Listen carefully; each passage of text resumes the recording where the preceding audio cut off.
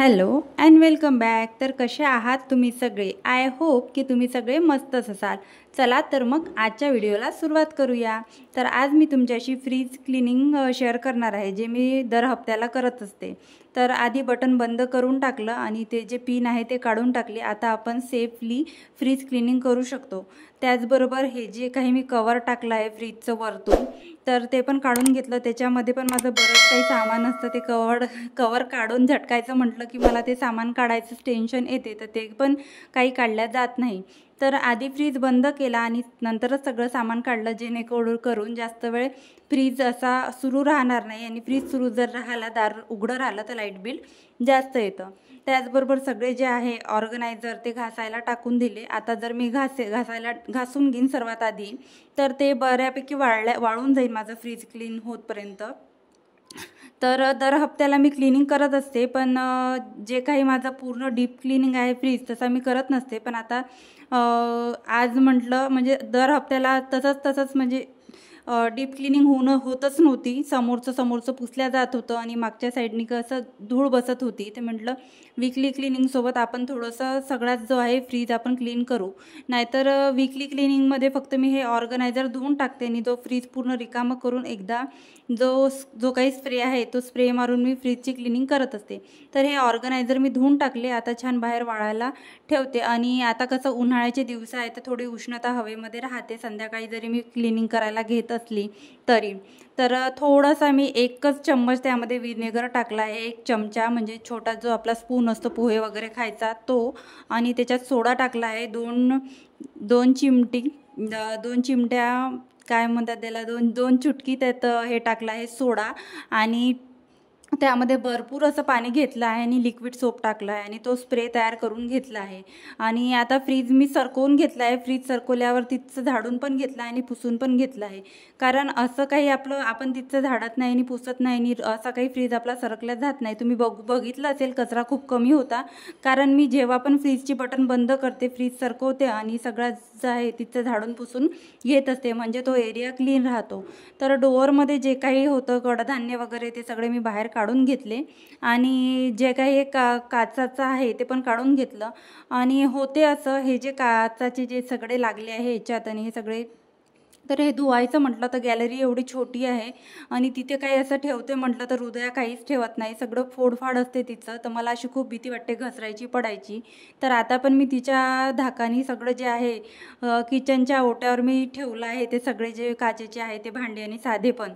तर तोपर्यंत मी इकडे सगळ्या फ्रीजवर तो स्प्रेड करून ठेवून दिला. आता इथे मला 10 मिनटं लागेल हे पुसायला वगैरे. तोपर्यंत हा जो स्प्रे आहे तो फ्रीजवरती राहील आणि बराच जो वास वगैरे असतो फ्रीजमध्ये तो निघून जाईल. तर या ग्लासवर पण मी फक्त स्प्रे मारून घेतला, धुतले वगैरे नाही. एवढे काही खराब झाले नव्हते. आणि स्प्रे मारून एकदा साध्या कापडाने पुसून घेतले सगळे. परत तुम्हाला दाखवते. मी इथे स्प्रे मारून घेत आहे आणि साधा जो कॉटनचा कापड असतो, असे मी कापड कापून ठेवत असते. मी बऱ्याच व्हिडिओमध्ये तुम्हाला सांगते, असे घरी आपले जुने कपडे असतात त्यांनी छान क्लिनिंग होते. आपण तसे कापड कापून ठेवायला पाहिजे आणि क्लिनिंगला घ्यायला पाहिजे.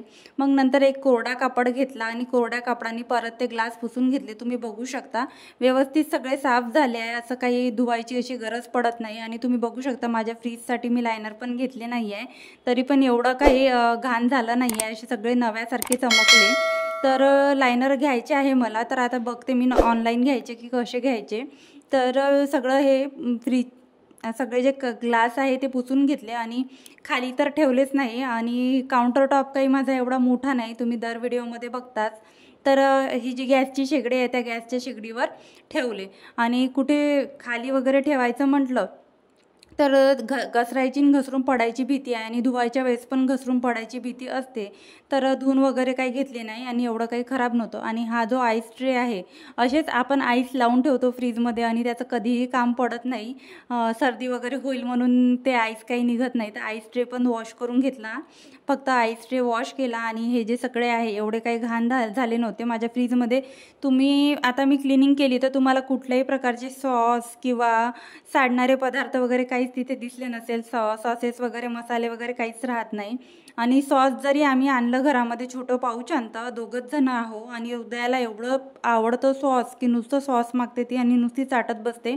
आणि एवढे सगळे ते प्रिझर्वेटिव्ह वगैरे त्या सॉसेसमध्ये असतात. तर आपण तर खाऊ शकतो, पण तिला आम्ही आता सवय लावली नाही आहे की बाहेरचे सॉसेस वगैरे तिला देईल म्हणून. म्हणून आम्हीच अवॉइड करतो आणि फ्रीजमध्ये असे काही तिला अट्रॅक्ट करेल असे सॉसेस वगैरे आणून मी फ्रीजमध्ये ठेवत नाही. म्हणून तुम्हाला दिसलं असेल डोअरमध्ये बरंच काहीच असं सामान नव्हतं, सगळं असं रिकामं होतं. तर त्याचमुळे. आणि चायनीज वगैरे तर मध्ये तर काही इंटरेस्ट आम्हा दोघांना पण नाही आहे. तर आम्हाला फक्त आवडतं सगळं साऊथ इंडियन आवडतं, डोसे वगैरे, इडली, अप्पे हे सगळं आवडते. तुम्ही बऱ्याचशा व्हिडिओमध्ये बघितलं असेल मी डोसे बनवले आणि हृदयाला पण डोसे खूप आवडते किंवा उत्तपम वगैरे करून दिलं तर टोमॅटो वगैरे टाकून, तर तिला असं वाटते की पिझ्झा दिला तर ती पिझ्झा म्हणून ती खाते. तर तिला सॉसची सवय नाही आहे. आता हृदयाची एक मैत्रीण आहे, तर तिच्याकडे मोठी अशी बॉटल असते सॉसची, तर त्या ताई म्हणत होत्या की सॉस असं लपून ठेवावं लागतं, सॉस खूप मागते. पण ती समजदार आहे, पण हृदया काही समजदार आहे नाही.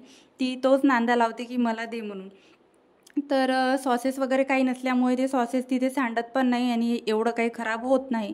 तसंच भाज्यांचं असं आहे की आठवडी बाजार जो भरतो, आमच्या इथे सोमवारला बाजार भरतो, तर आम्ही भाज्या असं आणून ठेवत नाही. जेव्हा मिस्टर ऑफिसमधून येतात तेव्हा 2-3 भाज्या अशा आणतात. आणि जास्त करून आमच्याकडे सर्वात जास्त जे काही राहत असेल तर गाजर, काकडी आणि सलादचे आयटम जास्त राहतात आणि भाज्या फार कमी राहतात. आणि भाज्या रोजच्या रोज आम्ही आणतो. आणि बरेच दिवस जर फ्रीजमध्ये कोबी, वांगे जर असे ठेवलेले असले तर शिजायला असा खूप वेळ लागतो. तर मी परत हा जो सगळा फ्रीज आहे तो ओला कापड घेतला, कॉटनचा, तो जो मी आधी काच पुसायला घेतला होता तो. त्यांनी सगळं हे जे आहे मी जो स्प्रे मारला होता 10 मिनटं झाला, या स्प्रे मारून सगळं वाईप करून घेणार आहे. तुम्ही बघू शकता, काही एवढे एफर्ट्स घ्यायची गरज नाही आहे, सगळं क्लीन आहे. नेहमी क्लीन मी असंच करते. आणि जास्त जर खराब असलाच मला जर असं वाटलं की एका वेळेस हा स्प्रे केल्याने निघाला नाही तर मी परत 2 ते 3 वेळा रिपीट करणार आहे स्टेप.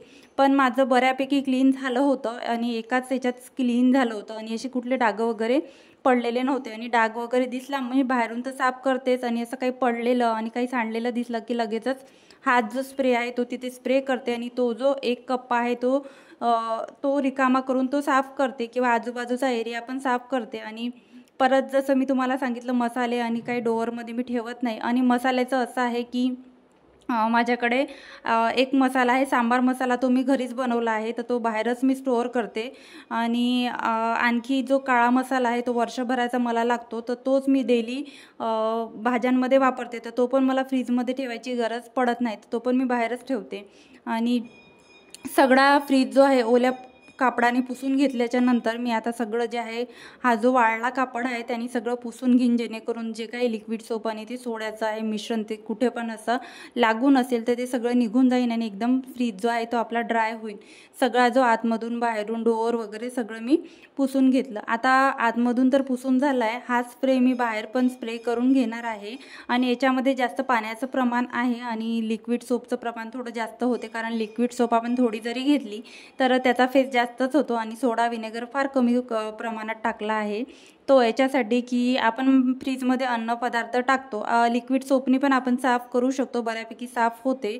तर आपण अन्नपदार्थ फ्रीजमध्ये ठेवत असतो, कधी कधी अन्नपदार्थ उघडे वगैरे राहतात, तर त्याचा जो वास आहे फ्रीजमध्ये राहतो, तर तो वास न आला पाहिजे म्हणून आपण सोडा टाकतो. त्याचप्रमाणे आपल्या फ्रीजमध्ये आपण अन्नपदार्थ ठेवतो तर आपल्याला फ्रीज डिसइन्फेक्टेड करायची पण आवश्यकता असते. तर आपला जो नॅचरल हा जो स्प्रे आहे त्याच्यामुळे आपला फ्रीज डिसइन्फेक्टेड होतो, तर त्याच्यामुळे आपण हा स्प्रे वापरतो. त्याचप्रकारे हा जो केबल आहे फ्रीजचा तो पण पुसून घेतला. आणि मागच्या साईडनी एवढी मी डीप क्लिनिंग वीकली खरंच करत नसल्यामुळे ना, हे जी सगळी आहे ती पूर्ण घाण मला दिसली जेव्हा मी मागून फ्रीज पलटवला. आणि वीकली जेव्हा क्लिनिंग करते तर फ्रीज मी असा समोर घेत नाही. आज मला तुमच्याशी व्हिडिओमध्ये शेअर करायचं होतं आणि किचन छोटी असल्यामुळे मला फ्रीज एकदम हॉलच्या दारामध्ये ठेवावं लागलं, तर मला ते सगळं असं दिसून पडलं घाणेरडेपणा, तो पण मी साफ केला. तर फ्रीजरमध्ये तर काही जास्त ठेवत नाही. आणि फ्रीज असा बराच मोठा आहे, मोठा असल्यामुळे बराच सुटसुटीत दिसतो. आणि मला एका ताईंची कमेंट आली होती की फ्रीज कितीला घेतला, तर हा फ्रीज 25,000ला घेतला, प्लस मी दिवाळीमध्ये घेतला, शॉपमधूनच घेतला इथून नागपूरमध्ये. तर ऑफरमध्ये भेटला, ऑफर प्राईजमध्ये तर भेटलाच. परत हृदयाला डिजिटलवाली पाटी पण भेटली या फ्रीजवर फ्री, आणि मला एक हेअर ड्रायर फ्री भेटलं. तर आपण असं दिवाळीत वगैरे किंवा न्यू इयरला ऑफरमध्ये गेलं शॉपमध्ये तर बऱ्याचशा अशा ऑफर आपल्याला मिळतात. तर हे सगळे जे आहे मी लावून घेतले, तुम्ही बघू शकता. मी काही धुतलं वगैरे काहीच नाही, फक्त स्प्रे करून 2 वेळा पुसलं आहे, तरी सगळं व्यवस्थित क्लीन दिसत आहे, अगदी नव्यासारखं दिसत आहे. तर सगळे जे आहे माझे डबे त्याच्यामध्ये मी टिश्यू पेपर टाकून दिले. आपल्याकडे छोटे कॉटनचे टॉवेल किंवा नॅपकिन्स वगैरे असेल, जुने जे रुमाल असते यूज करून झालेले, आपण ते जरी टाकले अशा डब्यांमध्ये तरी जे आहे भाज्या चांगल्या राहतात. आता टोमॅटो वगैरे सगळं संपलं होतं आणि मिस्टरांना थोडं बरं नसल्यामुळे आज 2 ते 3 दिवस झाले भाजीपाला काही घरात आलाच नाही आहे. तर अशा प्रकारे सगळं जे आहे ऑर्गनाईज केलं, आणि फ्रीज जेव्हा आपला रिकामा होतो तेव्हा आपल्याला असं वाटतं की आता आपण क्लिनिंग करू शकतो, आणि तेव्हाच क्लिनिंग करायची मजासुद्धा येते. नाही तर सगळा गजगज भरलेला फ्रीज पाहून काहीच कुठे काढून कुठे ठेवू एवढा पसारा तसंच होतं. तर दूध वगैरे भाज्या वगैरे सगळं ठेवलं, आणि जास्त करून दूध दही ताकच माझ्या फ्रीजमध्ये जास्त आहे, बाकी भाज्या वगैरे कमी आहे. शेवग्याच्या शेंगा आहे त्या पातेल्यामध्ये मी सगळ्या निसून त्यामध्ये ठेवल्या आहे. सगळे जे त्याचे कवर असते बाहेरचे ते पील करून मी ठेवले आहे. त्याचबरोबर इथे सगळे खोबरं, रवा, कडधान्य, उडदाची डाळ वगैरे सगळं जे आहे या साईडनी ठेवले. छोटं पिचकू सॉस जेवढं लागतं तेवढेच. जेवढी आपली छोटी फॅमिली असली आणि आपण छोटे पॅकेजेस बोलवले तर आपल्याला बरं पडतं. एक्सपायरी जाण्याची वगैरे भीती नसते, आणि आपण व्यवस्थित ते यूज करू शकतो, आणि वेस्टेज पण जात नाही. तर सगळं जे फ्रीजवर ते जे काही ठेवते ऑर्गनायझर ते ठेवले आहे, आणि माझं फ्रीज क्लिनिंग झालं आहे, बघू शकता तुम्ही. तर कसा वाटला तुम्हाला माझा आजचा व्हिडिओ मला कमेंटमध्ये नक्की सांगा. आणि हो, व्हिडिओ जर आवडला असेल तर व्हिडिओला एक लाईक आणि चॅनलला सबस्क्राईब करायला विसरू नका. भेटूया अशाच एका नवीन व्हिडिओ व्लॉगमध्ये. तोपर्यंत बाय बाय. स्वतःची काळजी घ्या, मस्त राहा.